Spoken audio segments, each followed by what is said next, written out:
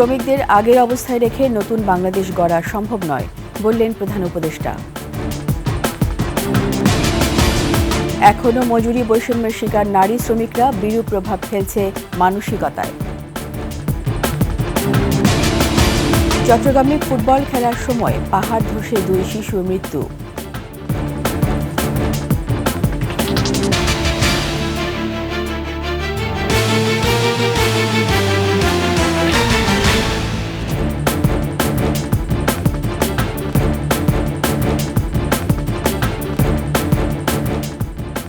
শুনছিলেন সংবাদ শিরোনাম। আমন্ত্রণ 21 দেশের সংবাদের সাথে আছি রীতা চৌধুরী। দর্শক, 21 টেলিভিশনের সংবাদ একই সাথে সরাসরি দেখতে পাবেন আমাদের ফেসবুক পেজ www.facebook.com/2124 অনলাইনে সাবস্ক্রাইব করতে পারেন www.youtube.com/@21 টিভি চ্যানেলে। শ্রমিকদের আগের অবস্থায় রেখে নতুন বাংলাদেশ গড়া সম্ভব নয় জানিয়ে শ্রম সংস্কার কমিশনের প্রস্তাবসমূহ বাস্তবায়নের উপর গুরুত্ব দিয়েছেন প্রধান উপদেষ্টা ডক্টর মোহাম্মদ ইউনূস। রাজধানীর চীরমৈত্রী আন্তর্জাতিক সম্মেলন কেন্দ্রে মহান মে দিবসের অনুষ্ঠানে তিনি বলেন, মিশনের রিপোর্ট বাস্তবায়ন না হলে নতুন বাংলাদেশের প্রতিশ্রুতি বাস্তবায়ন হবে না। মেহেদী হাসানের রিপোর্ট। প্রতি বছরের ধারাবাহিকতায় এবারও পালিত হচ্ছে মহান মে দিবস। তবে প্রধান উপদেষ্টা বলেন, এবারের মে দিবস অন্য যে কোনো বারের চেয়ে ভিন্ন, কারণ এটি জুলাই বিপ্লব পরবর্তী মে দিবস। জুলাই বিপ্লব নতুন বাংলাদেশের প্রতিশ্রুতি দিয়েছে, আর সেই নতুন বাংলাদেশ বাস্তবায়ন করতে হলে সবার আগে শ্রমিকের অধিকার নিশ্চিত করতে হবে। সরকার গঠিত শ্রম সংস্কার কমিশনের রিপোর্ট বাস্তবায়নের মাধ্যমেই এটি করা হবে। আমাদের দায়িত্ব হলো আশু করণীয়গুলো দিয়ে যাত্রা শুরু করা, এগুলো করণীয়গুলো সমাপ্ত করার পরে কঠিনগুলো আস্তে আস্তে আমরা রওনা হব। কিন্তু এটা বাস্তবায়ন না করে জাতির কোনো গত্যন্তর নাই। এই নতুন বাংলাদেশ গড়তে হলে আর কিছু কাগজ দলিল থাকার না থাক, এই কমিশনের যে রিপোর্ট আছে এটুকু যদি আমরা বাস্তবায়ন করতে পারি তাহলে নতুন বাংলাদেশের ভিত্তি রচনা হয়ে গেল। প্রধান উপদেষ্টা বলেন, শ্রমিক অধিকারের ব্যাপারে আইএলও, ইউরোপীয় ইউনিয়ন এবং মার্কিন যুক্তরাষ্ট্রকে দেওয়া প্রতিশ্রুতিও বাস্তবায়ন করতে হবে। আন্তর্জাতিক শ্রম কনভেনশন অনুস্বাক্ষরকারী দেশ হিসেবে বাংলাদেশের শ্রমমানকে আন্তর্জাতিক পর্যায়ে উন্নতিকরণে আমরা কাজ করছি। আমরা আন্তর্জাতিক শ্রম সংস্থার সাথে একটা রোডম্যাপ এবং ইউরোপীয় ইউনিয়নের সাথে একটি সময়াবদ্ধ জাতীয় পরিকল্পনা বাস্তবায়ন করছি। তাছাড়া যুক্তরাষ্ট্র সরকারের সাথেও একটি 11 দফা লেবার অ্যাকশন প্ল্যান বাস্তবায়ন করছি। সরকার এরই মধ্যে 44টি খাতে শ্রমিকদের জন্য ন্যূনতম মজুরি নির্ধারণ করেছে বলেও জানান প্রধান উপদেষ্টা। নতুন বাংলাদেশ প্রত্যয় আবার দৃঢ়ভাবে ঘোষণা করছি। মেহেদী হাসান, 21 টেলিভিশন, ঢাকা। বর্ণাঢ্য র্যালি, শোভাযাত্রা, সভা সমাবেশ, মানববন্ধন সহ বিভিন্ন আয়োজনে দেশজুড়ে পালিত হচ্ছে মহান মে দিবস। শ্রম অধিকার নিশ্চিত ও মালিক শ্রমিক ঐক্যে বৈষম্যহীন বাংলাদেশ গড়ে তোলার প্রত্যয় জানানো হয় এসব আয়োজনে। প্রতিনিধিদের সহায়তায় ডেস্ক রিপোর্ট। চট্টগ্রাম নগরীর কাজীর দেউরি এলাকা থেকে র্যালি বের করে ট্রেড ইউনিয়ন কেন্দ্র। পরে সমাবেশ থেকে শ্রমিকদের ন্যায্য অধিকার বাস্তবায়নের দাবি জানানো হয়। খুলনায় মে দিবসের র্যালিতে অংশ নেয় শ্রমিক দল, রিকশা ইউনিয়ন সহ বিভিন্ন শ্রমিক সংগঠন। ময়মনসিংহেও জাতীয়তাবাদী শ্রমিক দল সহ বিভিন্ন সংগঠন মে দিবস পালন করে। রাজশাহীতে বিভিন্ন শ্রমিক সংগঠন শোভাযাত্রা ও আলোচনা সভা করে। বিভাগীয় নগরী রংপুরে মে দিবস পালন করেছে শ্রমিক সংগঠন। সিলেটেও হয়েছে মে দিবসের শোভাযাত্রা। গাজীপুরের চান্দনা চৌরাস্তা থেকে র্যালি বের করা হয়, পরে হয় সমাবেশ। নানা আয়োজনে মে দিবস পালন করা হয়েছে নরসিংদী, সিরাজগঞ্জ, নেত্রকোনা, দিনাজপুর, রাজবাড়ী, চুয়াডাঙ্গা, নওগাঁ, মেহেরপুর, ঝিনাইদহ সহ দেশের বিভিন্ন জেলায়। সমর ইসলাম, ডেস্ক রিপোর্ট, 21 টেলিভিশন। এখনও মজুরি বৈষম্যের শিকার নারী শ্রমিকরা। পুরুষের সমান কাজ করে অনেক সময় পুরুষ শ্রমিকদের চেয়ে বেশি কাজ করেও মজুরি তাদের কম। সংবিধানে সর্বস্তরে নারী পুরুষের সমান অধিকারের কথা বলা হলেও তা শতভাগ বাস্তবায়ন হয়নি। এই বৈষম্যের অবসান চান নারী শ্রমিকরা। ঠাকুরগাঁও প্রতিনিধি এস এম জসিমউদ্দিনের তথ্য ছবিতে ডেস্ক রিপোর্ট। কৃষিকাজে পুরুষের পাশাপাশি নারীরাও এখন পিছিয়ে নেই। শুধু কৃষি নয়, ইট ভাটা সহ নির্মাণ কাজেও সমান কর্মঘণ্টা এবং পরিশ্রম করছেন নারীরা। তারা বলছেন, ইট ভাটায় পুরুষ শ্রমিকের মজুরি 400 থেকে 600 টাকা, নারী শ্রমিকদের দেয়া হচ্ছে 2 থেকে 250 টাকা। অন্যান্য পেশায়ও নারীর মজুরি পুরুষ শ্রমিকের চেয়ে কম। মহিলার হাজিরা 300 টাকা, পুরুষের 400 টাকা। মহিলা পুরুষ আমরা একই সমান কাম করি, পুরুষের থেকে বেশি করি কাজ। মহিলা পুরুষের সমান অধিকার, কিন্তু জনগণ তো দেয় না। এতদিন শুনে আসেনি, এখন কি আর নতুন করে কেউ শুনবে?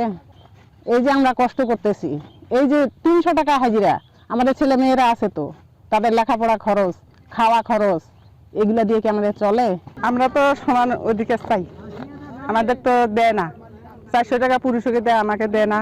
মজুরির এই বৈষম্য নেতিবাচক প্রভাব ফেলছে নারীদের মন ও মানসিকতায়। সকাল 8টা হইতে 5টা পর্যন্ত 10 বছর আগে যে বেতন ছিল ওই বেতন এখনো তাই আছে। পুরুষের থেকে আমরা কেন কাজ কম করব? পুরুষের থেকেও আমরা বেশি কাজ করি। মহিলাগুলা তো মনে মনে বেশি হাজিরা চাচ্ছে, এখন কোম্পানি দেয় না, না দেওয়ার কারণে আমার সংসারের অভাব। আমাদের এখানে পাবলিক ফাংশন, আমাদেরকে কামাই করে মনে করেন যে ডিপেন্ড করে, তারপরে আমাদেরকে করা লাগে। বৈষম্যর কিছু নাই, সরকারের সাথে নীতিগতভাবে আমাদের কোনো তফাৎ নাই। নারীদের মজুরি বৈষম্য দূর করতে উদ্যোগ গ্রহণের কথা জানান প্রশাসনের এই কর্মকর্তা। নারী এবং পুরুষের শ্রমের যে সমান অধিকার এবং সমান মজুরি হওয়ার যে বাধ্যবাধকতা রয়েছে, এ বিষয়টি খেয়াল রেখে অবশ্যই যেন সবাই নারী এবং পুরুষকে সমান মজুরি দেয়। সকল ক্ষেত্রে শ্রম আইন বাস্তবায়ন সহ মজুরি বৈষম্য দূর করতে রাষ্ট্রীয় উদ্যোগ চান নারী শ্রমিকরা। সমর ইসলাম, ডেস্ক রিপোর্ট, 21 টেলিভিশন। প্রতি বছর মে দিবস এলে শুরু হয় শ্রমিকদের ন্যায্য অধিকার আদায়ের তোড়জোড়। বিভিন্ন খাতে শ্রমিক নেতাদের সরব উপস্থিতি দেখা গেলেও চা শ্রমিকদের ভাগ্য যেন বরাবরই উপেক্ষিত। দেশে অর্থনীতিতে সম্ভাবনা নতুন দুয়ার খুলে দেওয়া এই খাতের শ্রমিকদের জীবনমান এখনও দারিদ্র্য, বঞ্চনা ও অবহেলার ছায়ায় ঢাকা। যাদের পরিশ্রমের সতেজতা ছড়ায় চা, সচল হয় দেশের অর্থনীতি, তাদের জীবনই অবর্ণনীয় কষ্টে আবদ্ধ। বিপুল চক্রবর্তী তথ্যছবিতে, ডেস্ক রিপোর্টে বিস্তারিত। পাইদল পাইদল এক নম্বর বাগানে পাতা তোলা কামরে। দেশ স্বাধীনের 54 বছর পার হলেও চা শ্রমিকদের ইতিহাস প্রায় 250 বছরের বেশি। মৌলভীবাজারে 93টি চা বাগানে প্রায় 80 থেকে 90 হাজার শ্রমিক কাজ করেন, যেখানে উৎপাদিত হচ্ছে দেশের অন্যতম গুরুত্বপূর্ণ পানীয় চা। রোদ বৃষ্টি ঝড় ছাড়াও জীবনের ঝুঁকি নিয়ে চা পাতা তোলেন চা শ্রমিকরা। যাদের নরম হাতের পরশে সমৃদ্ধ হয় দেশের অর্থনীতি, তাদের জীবন বঞ্চনার। বাচ্চা কাচ্চারে ভালোভাবে পুষ্টিকর খাবারও দিতে পারি না, আর যে কষ্ট করে আমরা খাবার দাবার থেকে যে লেখাপড়া করাই, এটা তো লেখাপড়া করার পরে ভালো একটা চাকরি পাওয়া যায় না। তাছাড়া ছেলের কষ্ট করিয়া লেখাপড়া শিখাইছি, ছেলের বাগানেও কোনো কাজ না, বাইরেও কোনো কাজ নাই, এসএসসি পাস করিয়া। চা শ্রমিকদের দৈনিক ন্যূনতম মজুরি 168 থেকে 170 টাকা। অধিকাংশ বাগানের মালিক শ্রমিকদের এই সামান্য মজুরিও নিয়মিত দিচ্ছেন না। এক সপ্তাহ মজুরি দিলে পরের সপ্তাহ বকেয়া রাখছেন। শ্রমিক নেতারা জানান, চা বাগানের বাহিরে অন্যরা জমির মালিক হলেও বংশ পরম্পরায় এক জমিতে প্রায় 200 বছর বসবাস করলেও এখনো চা শ্রমিকরা সে জমির মালিক হতে পারেনি। বিশেষ করে বাসস্থানের দাবি আছে, কারিগরি শিক্ষার দাবি আছে। আমাদের ছেলেমেয়েরা যারা লেখাপড়া করতেছে তাদের কিন্তু বেকারত্ব জীবন যাপন করতেছে, লেখাপড়া করিয়াও কিন্তু তাদের চাকরি বাকরি নেই। সেই চাকরির ব্যবস্থা আমরা সরকারের কাছে তুলবো। জীবনমান উন্নয়নে মে দিবসে ভূমি অধিকারের পাশাপাশি চা বাগান এলাকায় কারিগরি প্রশিক্ষণ ও শিক্ষিত ছেলেমেয়েদের চাকুরির ব্যবস্থার দাবি জানায় তারা। আমাদের দাবি থাকবে বর্তমান সরকারের কাছে, যেভাবে চা শ্রমিক সন্তানেরা বেকার আছে তাদেরকে কারিগরি শিক্ষায় শিক্ষিত করে তুললে আমাদের বাংলাদেশে এইটাও একটা সম্পদ হিসাবে দেখা দিবে। চা শ্রমিকদের জীবনমান উন্নয়নে সরকারের পাশাপাশি বাগান মালিকদের এগিয়ে আসার তাগিদ সংশ্লিষ্টদের। ইউসুফ হাসান নাইম, 21 টেলিভিশন। চট্টগ্রামে আনোয়ারায় ফুটবল খেলার সময় পাহাড় ধসে 2 শিশু মৃত্যু হয়েছে, আহত হয়েছে 3 শিশু। উপজেলার বৈরাগ ইউনিয়নের কেপিজেড পাহাড়ে এই দুর্ঘটনা ঘটে। স্থানীয়রা জানায়, সকালে কেপিজেড পাহাড়ে একটি মাঠে বন্ধুরা মিলে ফুটবল খেলার সময় পাহাড় ধসে পড়ে। এতে অন্তত 5 শিশু আহত হয়। তাদের উদ্ধার করে আনোয়ারা স্বাস্থ্য কমপ্লেক্সে নিয়ে গেলে চিকিৎসক রোহান ও মিসবাহ নামে 2 শিশুকে মৃত ঘোষণা করেন। আহত 3 জনকে চট্টগ্রাম মেডিকেল কলেজ হাসপাতালে ভর্তি করা হয়েছে। স্থানীয়দের অভিযোগ, কোরিয়ান রপ্তানি প্রক্রিয়াজাতকরণ অঞ্চল কেপিজের দীর্ঘদিন ধরে পাহাড় কাটা এই ধস হয়েছে। নারায়ণগঞ্জের রূপগঞ্জে একটি ডাইং ও টেক্সটাইল মিলে গ্যাস বিস্ফোরণে 4 জন দগ্ধ হয়েছেন। সকালে রূপসী কাজীপাড়া এলাকার মঞ্জু ডাই ও টেক্সটাইল মিলে এই দুর্ঘটনা ঘটে। খবর পেয়ে ফায়ার সার্ভিস সেখানে যায়, তবে ফায়ার সার্ভিস পৌঁছার আগেই স্থানীয়রা আগুন নিয়ন্ত্রণে আনে। দগ্ধদের জাতীয় বার্ন ইনস্টিটিউটে ভর্তি করা হয়েছে।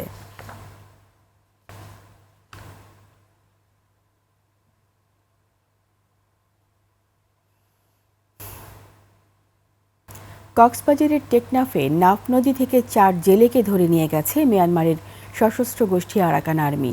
সকালে টেকনাফের দমদমিয়ার কাছে লালদ্বীপ নাফ নদীতে এই ঘটনা ঘটে। অপহৃত জেলেরা হলেন আরাফাত উল্লাহ, আনিস উল্লাহ, মোহাম্মদ জাবের ও আনোয়ার সাদেক। তারা সবাই টেকনাফের জাদিমুরা 27 নম্বর ক্যাম্পের বাসিন্দা। স্থানীয়রা জানায়, প্রতিদিনের মতো ড্রামের ভেলা দিয়ে টেকনাফের দমদমিয়া এলাকায় নদীতে মাছ শিকারে যায় জেলেরা। এ সময় মিয়ানমার থেকে এসে আরাকান আর্মির সদস্যরা অস্ত্রের মুখে জিম্মি করে নৌকাসহ তাদের ধরে নিয়ে যায়। তবে বেশ কয়েকজন জেলে পালিয়ে আসতে সক্ষম হয়।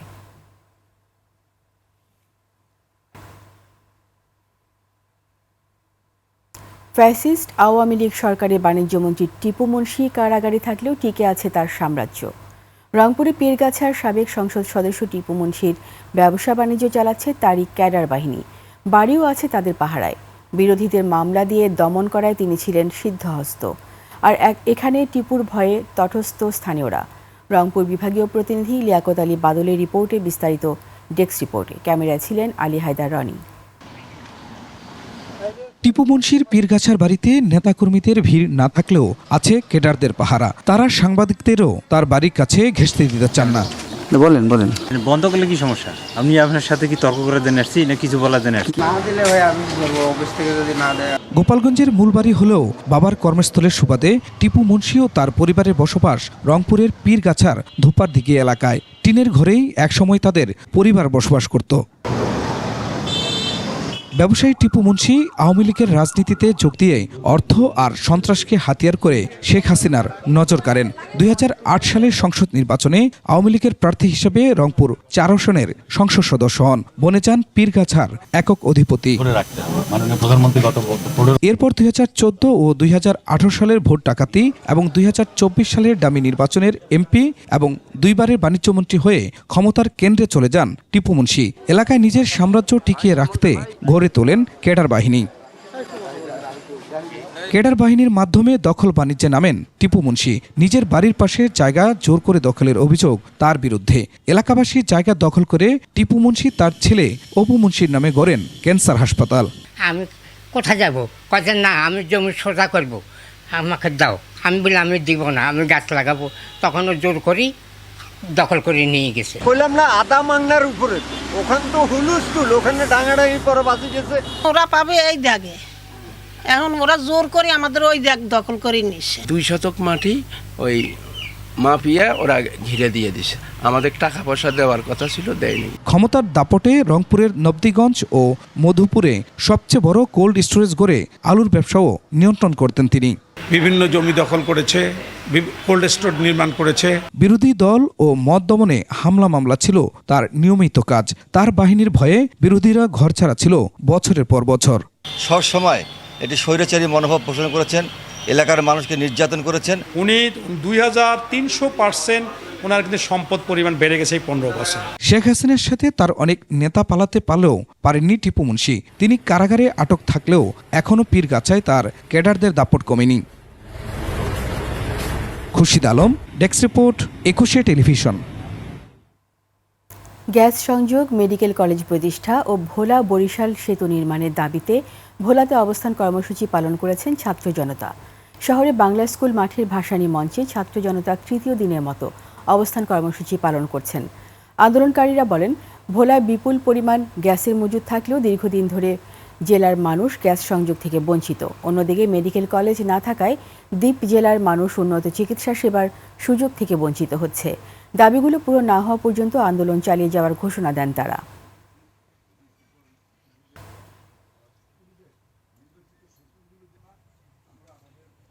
চট্টগ্রামের সীতাকুণ্ডে মালবাহী ট্রেনের 2টি বগি লাইনচ্যুতির ঘটনায় 6 ঘণ্টা ট্রেন চলাচল বন্ধ ছিল। সকালে 9টার দিকে সীতাকুণ্ডের কুমিরা এলাকায় ঘটনা ঘটে। এ ঘটনায় 6 ঘণ্টা ট্রেন চলাচল বন্ধ থাকে। আটকা পড়ে বেশ কয়েকটি ট্রেন। উদ্ধার কাজ শেষে বেলা 3টার দিকে ট্রেন চলাচল স্বাভাবিক হয়।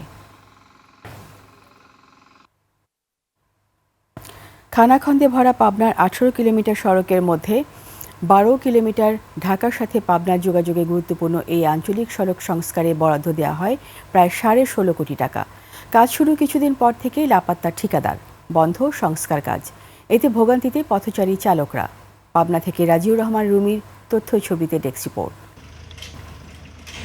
প্রতিদিন 10 থেকে 12,000 যানবাহন চলাচল করে ভাঙাচোরা এই সড়কে, চলে যেন হেলে দুলে। কখনো সড়কের মাঝেই থেমে যায় নষ্ট হয়ে। কাজ শুরু হয়েছিল, সেই কাজ হঠাৎ করে বন্ধ হওয়ার কারণে কিন্তু এই অবস্থানটা মানে জনগণের দুর্ভোগ শুরু হয়েছে। জুলাই বিপ্লবের সময় কাজটা আসার পরে কিছুদিন চলে, সাময়িক কিছুদিন চলে, তারপর রাস্তাটা আবার বন্ধ হয়ে যায়। সেই ধুলোয় মানুষের অনেক শ্বাসকষ্ট হচ্ছে, ছাল ফালের বেদি হয়ে যাচ্ছে। আর গাড়ি ঘোড়া যে অবস্থা, মনে করেন যে মানে সময় সময় রাস্তার মধ্যে গাড়ি ঘোড়া ভেঙে পড়ে রয়েছে। পাবনার চাটমোহরের নতুন বাজারের জারদিস মোড় থেকে মান্নাননগর পর্যন্ত 18 কিলোমিটার সড়কের এই বেহাল দশা। সংস্কার কাজ শুরুর পর আশার আলো দেখা গেলেও এখন যেন অভিশাপে পরিণত সড়কটি। অতিরিক্ত নষ্ট হচ্ছে, গাড়ির ইঞ্জিন কুলাইতে পারতেছে না, লোড নিয়ে যাইতে পারি না আমরা। রাস্তা তো ভাঙছে অনেক দিন ধরা। আপনার এরা কাজ একদিনে আসে, 7 দিনে আসে না, এখন আবার আসেই না। এই রাস্তায় গাড়ি চালাইনি আমরা, এই রাস্তা ভাঙার জন্য। আর অনেক দিন ধরে তো এই রাস্তা ভেঙে থুয়ে দিয়েছে। মাল কিনে নিয়ে যায়, মাল নষ্ট হয়ে যায়, মানে রাস্তায় ঝাঁকুনিতে নষ্ট হয়ে যায়। পাবনা সড়ক ও জনপথ বিভাগ বলছে 18 কিলোমিটার এই সড়কের মধ্যে 12 কিলোমিটার সংস্কারের ব্যয় ধরা হয় 16,42,61,000 টাকা। 2024 সালের 11 জুন সিরাজগঞ্জের তুর্না এন্টারপ্রাইজ প্রাইভেট লিমিটেডকে কার্যাদেশ দেওয়া হয়। কাজের মেয়াদ শেষ হয় গত 10 ফেব্রুয়ারি। গত বছরের জুলাই মাসে কাজ শুরুর কিছুদিন পর থেকেই লাপাত্তা ঠিকাদার। সড়ক ও জনপথ অধিদপ্তরের নির্বাহী প্রকৌশলী জানান, ঠিকাদারকে বারবার জানানোর পরও তিনি কাজ করছেন না। ঊর্ধ্বতন কর্তৃপক্ষকে তার কাজের অগ্রগতি সম্পর্কে অবহিত করব এবং তার বিরুদ্ধে বিধি মোতাবেক ব্যবস্থা গ্রহণ করার জন্য। ভোগান্তির কথা বিবেচনায় নিয়ে সড়কটি দ্রুত সংস্কারের দাবি এলাকাবাসীর। ফিরোজ হোসেন, 21 টেলিভিশন। এরই সাথে শেষ করছি 21 দেশের সংবাদ। যাবার আগে সংবাদ শিরোনামগুলো আরও একবার। শ্রমিকদের আগের অবস্থায় রেখে নতুন বাংলাদেশ গড়া সম্ভব নয় বললেন প্রধান উপদেষ্টা। এখনও মজুরি বৈষম্যের শিকার নারী শ্রমিকরা, বিরূপ প্রভাব ফেলছে মানসিকতায়। চট্টগ্রামে ফুটবল খেলার সময় পাহাড় ধসে 2 শিশু মৃত্যু।